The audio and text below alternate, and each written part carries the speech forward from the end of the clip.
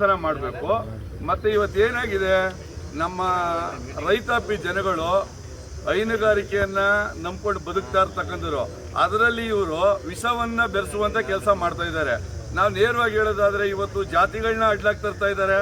ತಾವು ಒಂದು ಚುನಾವಣೆ ಗೆಲುವುಕ್ಕೋಸ್ಕರ ಇಷ್ಟು 5 ವರ್ಷಗಳ ಕಾಲ ಒಬ್ಬ ಸೋತಿರ್ತಕ್ಕಂಥ ವ್ಯಕ್ತಿ ಯಾಕೆ ಜನಗಳಿಗೆ ಸ್ಪಂದನೆಗೆ ಬರಲಿಲ್ಲ? ಇವತ್ತು ಅವ್ರದ್ದು ಸರ್ಕಾರ ಇದೆ ಅಂತ ಹೇಳಿ ಏನ್ ಬೇಕಾದ್ರೂ ಮಾಡ್ಬೋದು ಅಂತ ತಿಳ್ಕೊಂಡಿದ್ರೆ ರಾಮನಗರ ಜಿಲ್ಲೆಯ ಜನ ಇರ್ಬೋದು, ಕರ್ನಾಟಕ ಜನ ರೈತರಿರ್ಬೋದು, ಇವರ ಯಾವುದೇ ರೀತಿ ಗೊಡ್ಡು ಬೆದರಿಕೆಗೆ ಬಗ್ಗಲ್ಲ ಜಗ್ಗಲ್ಲ.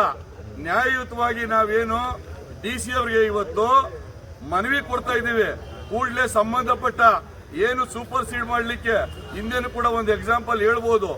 ನಮ್ಮ ಅಮ್ಮಳ್ಳಿ ದೊಡ್ಡಿ ಹಾಲು ಉತ್ಪಾದಕರ ಸಂಘನ ಇದೇ ರೀತಿ ಹಿಂದೆ ಒಬ್ಬ ಇದ್ದ ಮಹಾನುಭಾವ ರಘು ಅಂತ ಸೂಪರ್ ಸೀಡ್ ಮಾಡಿ ಹೈಕೋರ್ಟ್ ನಲ್ಲಿ ಸ್ಟೇ ಆರ್ಡರ್ ಇದ್ರೂ ಕೂಡ ಅದನ್ನ ಪರಿಗಣನೆ ಮಾಡಿ ಸೂಪರ್ ಸೀಡ್ ಮಾಡಿದ್ದ.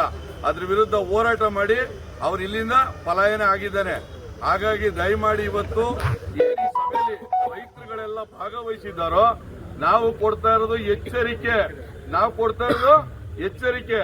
ನಾಳೆ ಜಿಲ್ಲಾಧಿಕಾರಿಗಳು ಸಂಬಂಧಪಟ್ಟಂತೆ ಕ್ರಮ ತಗೊಂಡಿಲ್ಲ ಅಂದ್ರೆ, ನಮ್ಮ ಮನವಿಗೆ ಸ್ಪಂದಿಸಲಿಲ್ಲ ಅಂದ್ರೆ ಪಕ್ಷಾತೀತವಾಗಿ ನಮಗೆ ರಾಜಕೀಯ ಪಕ್ಕಕ್ಕಿಡ್ತೀವಿ.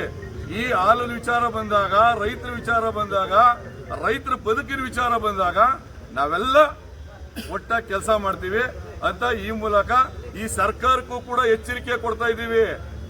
ರೈತರ ಹಾಲು ಉತ್ಪಾದನೆ ಮಾಡ್ತಕ್ಕಂಥ ರೈತರ ವಿಚಾರದಲ್ಲಿ ಚೆಲ್ಲಾಟ ಆಡಬೇಡಿ ಅನ್ನುವುದನ್ನ 16ನೇ ತಾರೀಕು ಪೇಮೆಂಟ್ ಕೊಡ್ಬೇಕಾದ್ರೆ 30ನೇ ತಾರೀಕು ಗಂಟ ಕೊಡ್ಲಿಲ್ಲ ಅಂದ್ರೆ ಬೀಗ ಹಾಕ್ತಾರೆ. ಇನ್ನೇನ್ ಮಾಡ್ಬೇಕಾಗತ್ತೆ? ಈಗ ಹೇಳ್ತಾ ಇದ್ರು ನಮ್ಮ ಬಸವರಾಜ್ ಅವರು, ಏನು ಆ ಒಂದು ಏರ್ ಮುಂದೆನೆ ಇದೆಲ್ಲ ನಡೀತಾ ಇದೆ ಅಂದ್ರೆ ಅವನ್ ಯಾರೋ ಸೆಕ್ರೆಟರಿ ಅಯೋಗ್ಯ ಅಲ್ಲಿದ್ದಾನೆ ಅಂದ್ರೆ ಕೂಡ್ಲೇನೆ ಇವ್ರ ಮೇಲೆ ಕ್ರಮ ತಗೋಬೇಕು, ಕ್ರಿಮಿನಲ್ ಕೇಸ್ ಹಾಕ್ಬೇಕು. ಯಾಕೆ ಅಂದ್ರೆ ಈ ಸೆಕ್ರೆಟರಿಗಳದೇ ಕಾರುಬಾರು ಊರುಗಳಲ್ಲಿ ಎಲ್ಲ ಅವಿದ್ಯಾವಂತರಿರ್ತಾರೆ. ಆ ವಿದ್ಯಾವಂತರ ದುರುಪಯೋಗ ಪಡಿಸ್ಕೊಂಡು ಚೆಕ್ ಸೈನ್ ಹಾಕೊಂಡ್ಬಿಡೋದು, ಹೆಬ್ಬೆಟ್ಟಿದ್ರೆ ಒತ್ತಿಸ್ಕೊಂಡ್ಬಿಡೋದು, ಇದೆಲ್ಲ ನಿರಂತರವಾಗಿ ನಡೀತಾ ಇದೆ. ನ್ಯಾಯಾಲಯಗಳು ಕೂಡ ಸೂಕ್ಷ್ಮವಾಗಿ ಗಮನ ಮಾಡ್ತವೆ. ಸರ್ಕಾರ ನಮಗೆ ನ್ಯಾಯ ಕೊಡ್ಲಿಲ್ಲ ಅಂದ್ರೆ ನ್ಯಾಯಾಲಯಗಳ ಬಗ್ಗೆ ನಮಗೆ ನಂಬಿಕೆ ಇದೆ. ಹಾಗಾಗಿ ನಾವು ಜಿಲ್ಲಾಧಿಕಾರಿಗೆ ನಮ್ಮ ಅಧ್ಯಕ್ಷರ ನೇತೃತ್ವದಲ್ಲಿ ಮನವಿ ಸಲ್ಲಿಸಲಿದ್ದೇವೆ.